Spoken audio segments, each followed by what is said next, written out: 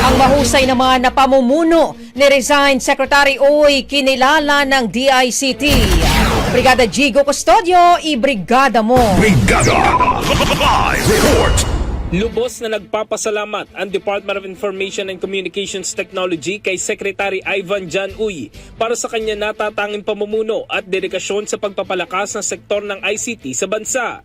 Sa ilalim ng kanyang liderato, nakamit ng DICT ang makabuluhang pag-unlad sa pagtatatag ng mas matibay na ICT infrastructure, pagpapalawak ng digital transformation, pagpapalakas ng cybersecurity at pagpapahusay ng konektibidad sa bansa. Dahil dito, mas ligtas, moderno at inklusibo ang hinaharap ng mga Pilipino sa larangan ng teknolohiya. Ayon sa DICT, ang kanyang mahalagang kontribusyon ay nag-iwan ng matagalang epekto hindi lamang sa sektor ng ICT kundi pati na rin sa buong bansa. Tiniyak naman ng DICT sa publiko na walang magiging aberya sa kanilang mga serbisyo sa kabila ng pagbabago sa pamunuan.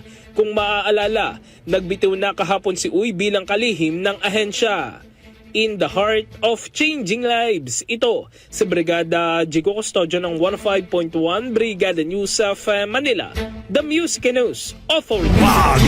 Ang bahaging ito ay hatid sa atin ng Mom's Love ES1 Capsule. Simulang tuparin ang pangarap ng iyong anak. And stunting now,